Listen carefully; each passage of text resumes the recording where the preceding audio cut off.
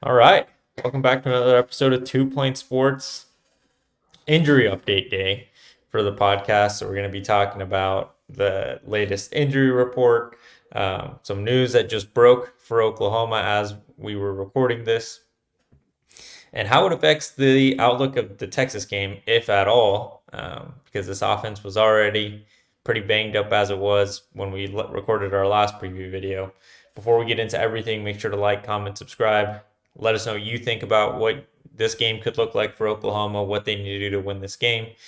And then make sure to go follow us on all social media. Links are down in the description. All right.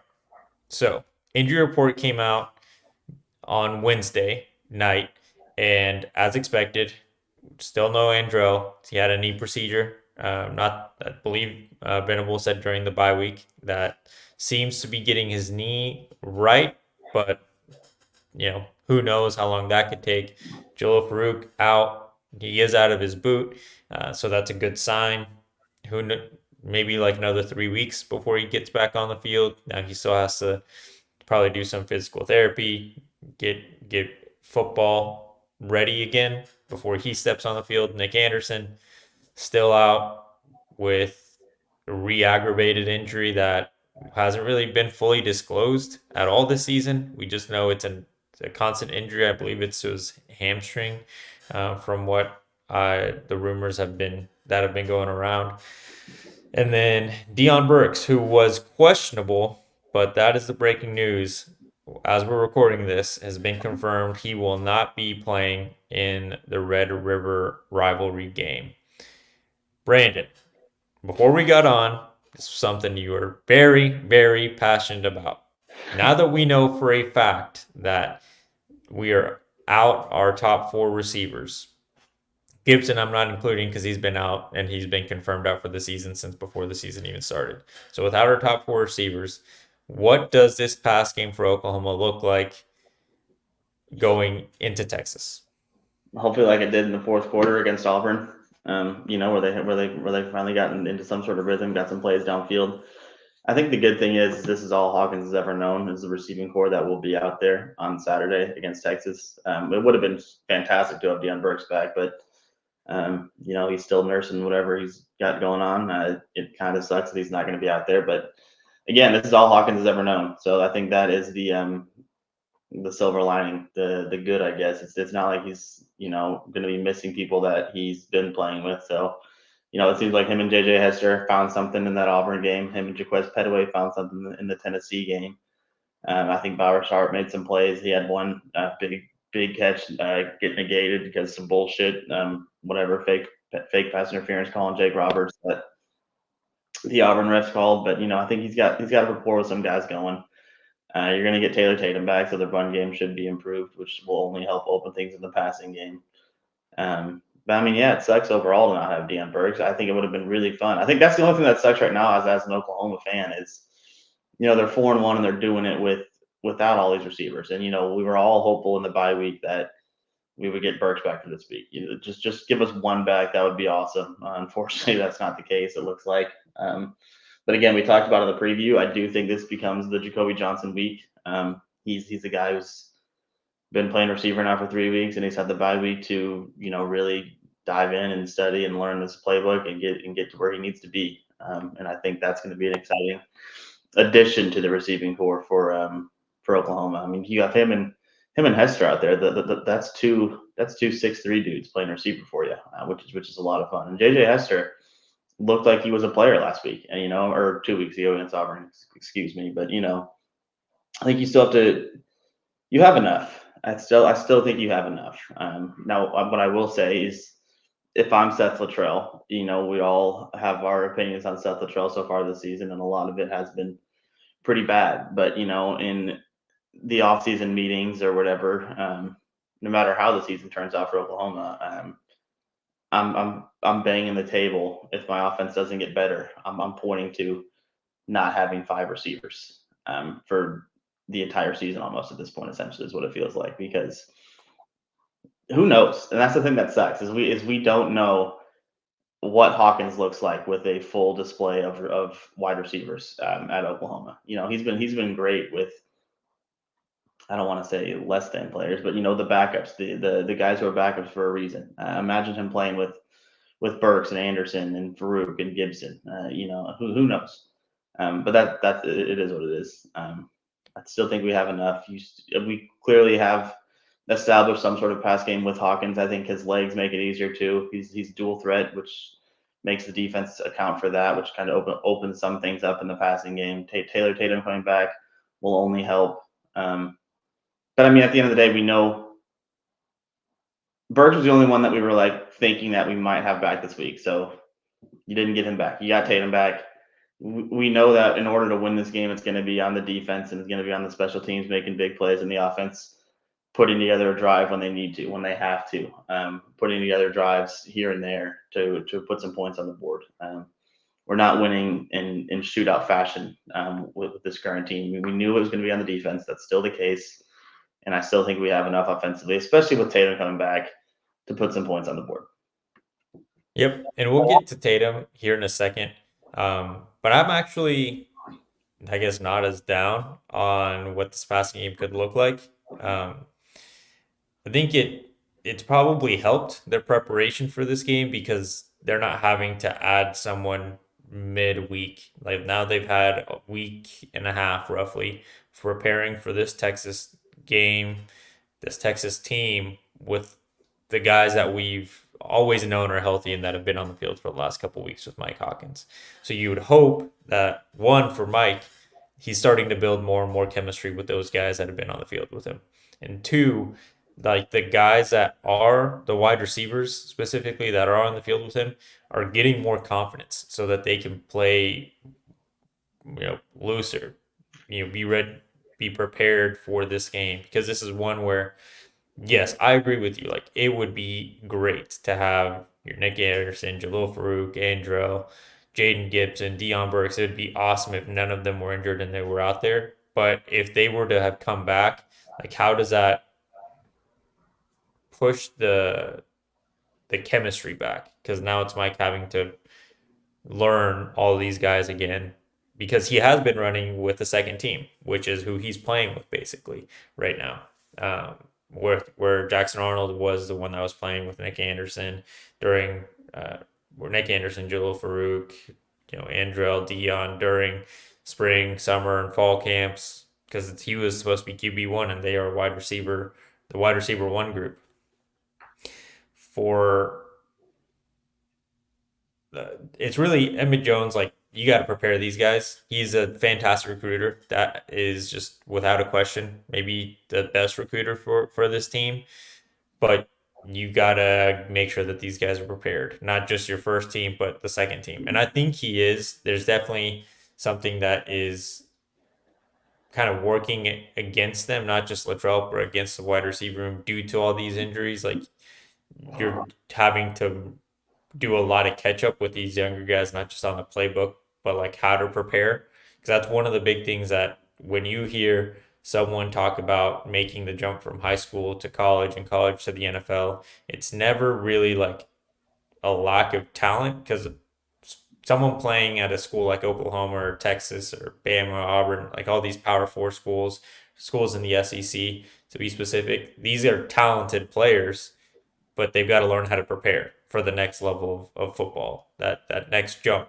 It's not playing high school. Like you can just out athlete you're a high school team when you're someone that gifted. Now it's like you're playing against equally gifted players. How are you going to make yourself better and different than everyone else? So that's where Emmett Jones has to try to rush that process for these younger guys. Um, Hopefully JJ Hester and Jaquez Petaway do kind of start pulling away from the pack there because that's you just don't have a wide receiver one, and that's the problem with this passing game. I think with if Nick Anderson were in or any of the other guys, you would know okay that's wide receiver one. The defense kind of knows this is the guy that we need to make sure is covered at all times. We're playing high low or you know making sure that we're switching off on him so that we're making his life as hard as possible. But now there's not really that guy that stood out. So if these wide receivers can't beat their man-to-man matchups, it's simple. We're going to see the same defense that Oklahoma has seen for the last 5 weeks. cover everything below the sticks, and then just hope that the quarterback doesn't realize that he has a one-on-one matchup with a tall wide receiver out on the boundary or even in the middle of the field. Like that's basically what's happened with this passing game is the quarterback, both Jalen Jackson Arnold and Mike Hawkins up until that play to JJ Hester, weren't really putting it down the field. Like you rarely saw passes past 10 yards down the field. It's very rare, and when you did, it was. I mean, with Jackson Arnold, it was forcing you to throw more often than not, or the wide receiver would drop it. So there's a give and take there for sure. But I'm hoping that because of the chemistry that they should have been able to build up now through the last couple of weeks, 3 weeks with this unit that's been healthy, things can look better. It's just who's going to stand out as the wide receiver one for this team as it's currently constructed. Now you brought up Taylor Tatum. He's officially back. He's healthy for this game. Not at all listed on the injury report, so he's 100% go. The run game should get better with him. And I think one thing we haven't touched on, honestly, I don't remember if we touched on it in our last video, is this is also the first time all season that the entire offensive line group isn't really questioned on injuries. You still don't have a Gary and Hatchett, he's still out, but it's a consistent group of five for the last 3 weeks that have been able to practice together. And hopefully, similar to Mike Hawkins and his wide receivers, those five are building some sort of chemistry because you have Hickman, who's supposed to be the leader of that offensive line group, very talented coming out of the portal. He's there now, has 3 weeks under his belt of playing with these guys. Jake Taylor's back, big sexy. Everyone's there. Like there's no change to the offensive line this week. So can they take the step forward and be better, be ready for this Texas front? Because Colin Simmons is the one that's going to be getting a lot of attention, especially if we start getting in third and long situations or obvious passing downs. He's going to be a problem. And the tackles, I think Jake Taylor did pretty well. Michael Tarquin's done okay, but they both have times where they can get beat pretty easily. So that's when Mike Hawkins is going to have to pull off some stuff with his legs. Yeah, no, I was going to mention that too. I think that the doomsday is the receivers, but outside of that, you're actually feeling pretty good about the report. I think it is fantastic because with the exception of Gary and Hatchett, you're there, and I think that Auburn game showed a lot with that offensive line. I think it's definitely their best game of the season, but I think just the communication, even like the pre-snap stuff in a tough Jordan Air environment. I think Michael Hawkins did a great job of a lot of times getting there and talking with the offensive line. You saw him at pre-snap kind of calling some stuff out, and then Hickman and whoever else on the line kind of just reiterating that message, whatever it was, and it worked for the most part. I think they looked really good, really good. Comparatively to where they were the first 5 games of the season, 4 games of the season, whatever it was, they looked really good against a pretty decent Auburn front. Texas is definitely tougher than Auburn on that front side, or with their front seven. But I don't think it is. I don't think they're as good as Tennessee, front seven wise. So I do think the offensive line. I mean, they have their work's definitely cut out for them, but I don't think it's a matchup where they can't win. You're not going to win every single snap because it is football at the end of the day, and Texas does have some guys. But I think for the most part of the game, we can win up front, both sides, offensively and defensively. We have 18 sacks as a defensive unit, and a lot of that comes from the front seven. So I do think we can win both sides of the trench warfare, which is going to be a big part of this game. Now, this is the first time that we're going to see Taylor Tatum with Hawkins, and I think there's a lot of fun things you can work there with this, a speed option game or just a screen pass type situations that they can fix in with Taylor Tatum. Taylor Tatum's also a pretty solid route runner with how beat up that the wide receivers are. Throw them out there a little bit, get them leaked out. I don't know. It's going to be fun.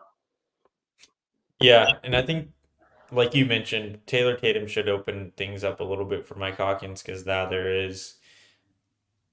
don't know if he's a bigger threat than Javante Barnes, but he's definitely someone that is more unknown, especially to Texas. He's only shown so much on film pre-injury because it wasn't like he was getting a ton of snaps before he got hurt anyways. So now you expect him to kind of come in and maybe not be a bell cow type back, but someone that can get 12, to 14 carries and split with Javante and probably throw in Gavin Sawchuk. I think that's someone that we're probably going to see a little bit more this week, especially in passing downs. If anything, he might be the better pass catcher out of the what we've seen from the running back room. Um, but you've got to hope that it's going to be the front. Your offensive linemen, can they open up holes for whoever the running back is?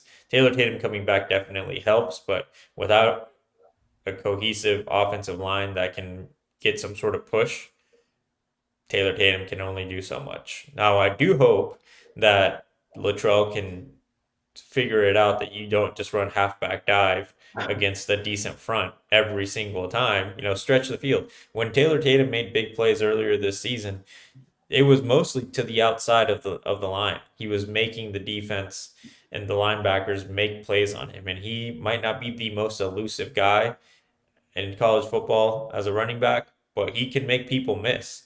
He can break tackles. So mix it up a little bit in the run game. Don't just go down the belly of the defensive line and hope that something works.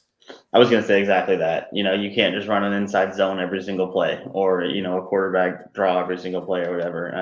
When if you call a pass play and Hawkins sees something with his legs and takes off with the middle, that's fine. Do your thing. But I think you have to.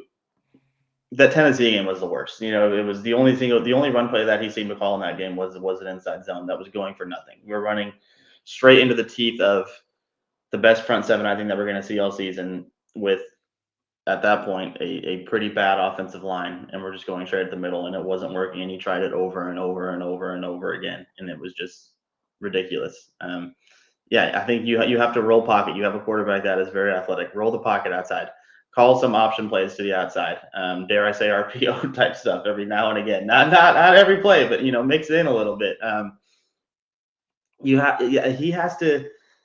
I get that you're down five receivers, but you have to still keep them honest. You have to take shots. You have to throw intermediate, throw medium, throw short, run outside, run inside. Because if he calls the game like he did against Tennessee, I think we're going to be in for a long day at the end of the day, because that was just that was one of the worst.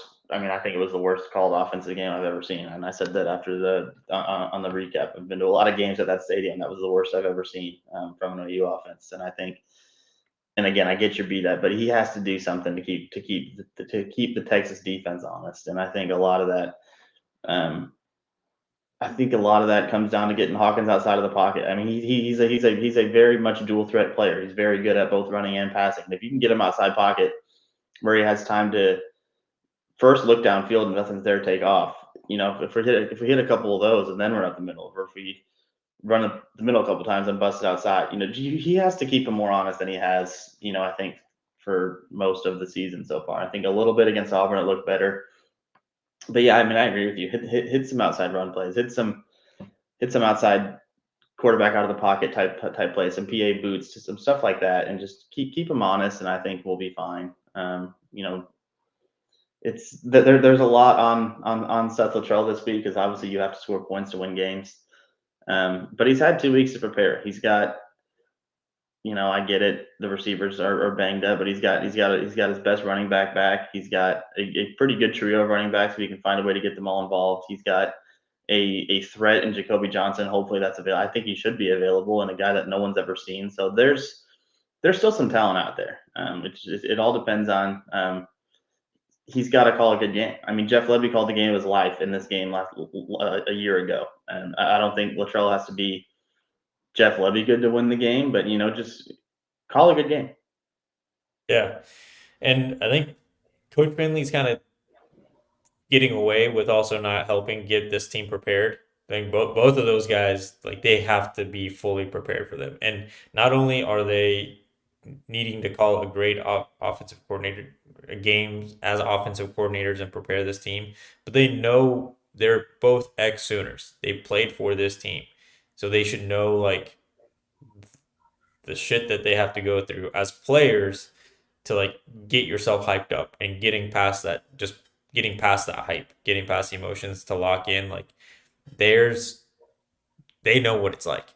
So there's really no excuse to be unprepared and look like crap this weekend. Now, on the defensive side, Not much has changed really. I mean, we knew Deshaun McCullough was going to be playing this weekend, and Brent Venable said he's definitely playing a role. It just, how big of a role, who knows? But Gentry confirmed out again, someone that we saw I think for like a couple snaps in the opener, and then haven't seen since.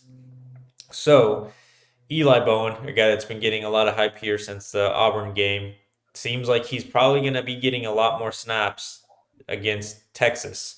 Um, that corner room is going to be interesting because out of the entire defense, and anyone that watched our defensive State of the Union when we graded every position group on the defensive side, I guess they didn't make it to the defensive backside part of the video because they were acting as if we called them the best corners in the world or best defensive back room in the country. They're definitely the worst part of this defense. Are they terrible? No, but they're not great, especially when it comes to challenging anything down the field. They easily get beat, especially Kenai Walker. I was watching the Auburn game a little bit more, and he was pretty sure he's the one that gave up two of the big plays. Des Malone obviously gave up a big one when he didn't turn his head. We talked about that a lot in that video where we graded the defense, but it just seems like they both, with Des Malone, it's like you're in position, but you're not making a play on the ball. You're like trying to play the man, not the ball, which can work sometimes, but if you're not punching the ball out on time, you're just giving up a big catch. For Kenai Walker, it's not that. He plays the man. He plays really well, and you mentioned this in the last video too, in short and intermediate coverage. But I don't know if it's like he trusts himself too much in his athleticism, or he's just in a bad spot where he tries to turn his hips. But when anything goes deep, the reason I say like sometimes it looks like he trusts his athleticism too much is like when it goes deep, he doesn't get them off their timing. He doesn't get a hand on them to like try to stay next to him. It's like he turns his hips and thinks he can catch up because he's fast enough. And I'm sure he's fast enough, but when someone's got to step on you and you got to turn your hips and you're a beat late, they'll be they're creating separation 2-3 yards away, and you're just not going to catch him at that point.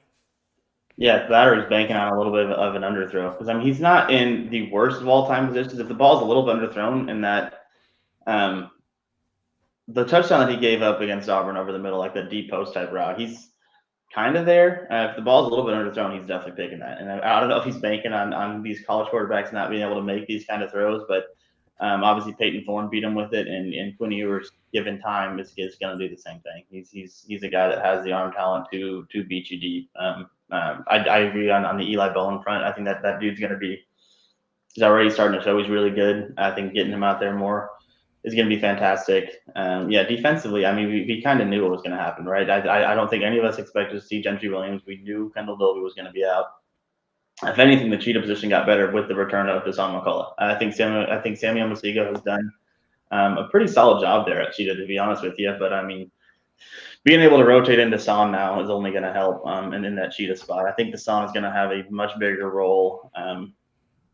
Red area type situations, or even when they're approaching it, say they're at the 30, 25, whatever, 25, 30 yard line of ours. I think that's a lot of spots where the Samagol can get in there. I think he's going to be better in terms of pass rush than Sammy Masiga will. I think he's a little bit bigger. It feels like maybe a little bit more. I don't know. He's got a little more size to him than Sammy does, I think. But um, yeah, no, we talked about it in our preview video. It's going to be a lot on the defense. Get after the quarterback, which I think we can. We have 18 sacks, which is what, third or fourth in the nation, something along those lines. Or +3 we're number 3 in the nation in turnover differential with at a +8. We have 13 total turnovers on the season. And that's really where you're going to win the game. Luckily, yeah, I mean that defense is only better now. I mean, obviously you'd love to have Kendall Dolby, but we knew that since Tennessee he was going to be done for the season. So your defense only got guys back with Deshaun McCullough. So man, it's gonna be fun. Yeah, Saturday can't be fast enough. This game, as we mentioned in our preview, is basically going to come down to Oklahoma creating turnovers. If they can do that and or get 3 and outs consistently, I don't really think that the offense needs to be out of this world. They just need to be slightly better than they were against Auburn because Auburn does have a good defense.